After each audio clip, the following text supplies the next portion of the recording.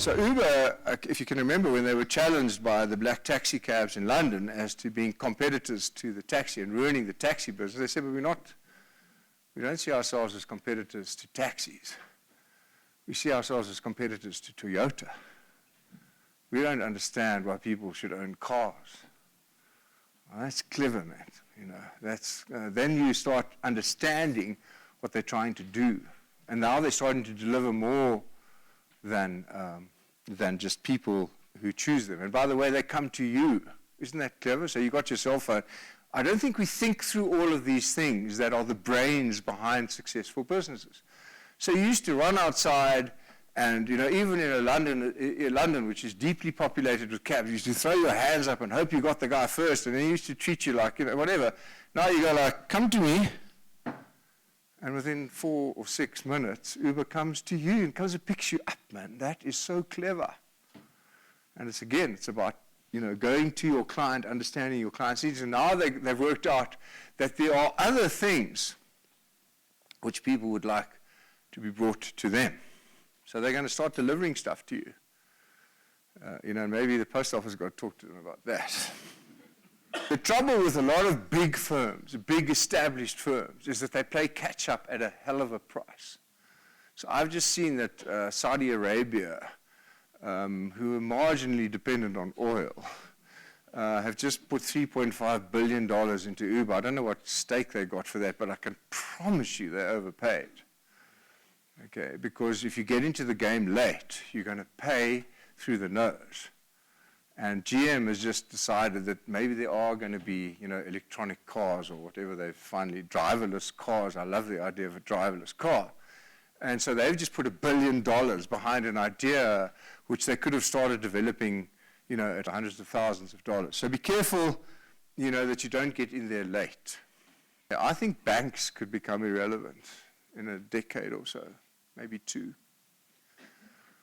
So, you know, I only had one friend at university who was brave enough to ask the bank what they were doing with his money, okay, on deposit, because he was the only one amongst us who had money on deposit. So we thought that was pretty cool, because most of the time the banks ask you what you're going to do with their money, right? And you have to give them this long, fictitious or otherwise explanation about how prosperous you're going to be and why they should lend you money. But who needs a bank, actually? And what do they do with your money? So say now you wanted to put the money on deposit with the bank, and you wanted to know what they were going to do with it, or even more importantly, you specifically wanted them to do certain things with it. So you wanted, for example, for them to take your money and put it into their home loans book and not lend it to the post office, say. Why can't you do that, you know? And I think in a modern technology world you can, and you can go even further. You can say, listen, what I want you to do with my deposit is not give me this measly 6% pre-tax return. I want you to take this money, and I want you to invest it in these fabulous prime +2 housing loans that you've got, and that's what I want you to do with my cash. In fact, I want to go further. I don't want you to invest it just in any mortgage loans.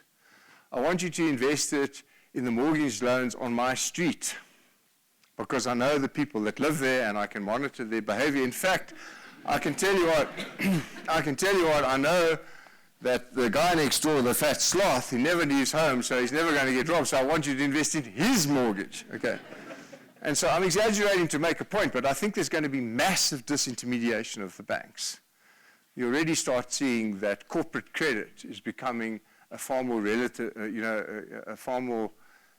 relatively important discussion. So why can't I buy bonds directly? Well, you never used to be able to until you could buy a fractional bond participation, say, okay?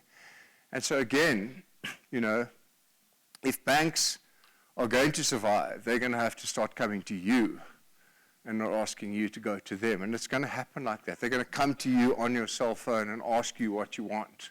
And if they don't do that, they won't survive, because someone will do that. Someone like Discovery, maybe. The people that survive changing environments are people that embrace it, they don't fight it. Okay, so if you see it coming, put your arms around it, you know, and find out how you can survive as a technology partner rather than try and bat off how long they're going to stay out of your life. Okay, if it's technology that's your enemy or your new game or your whatever. Embrace it, work with it.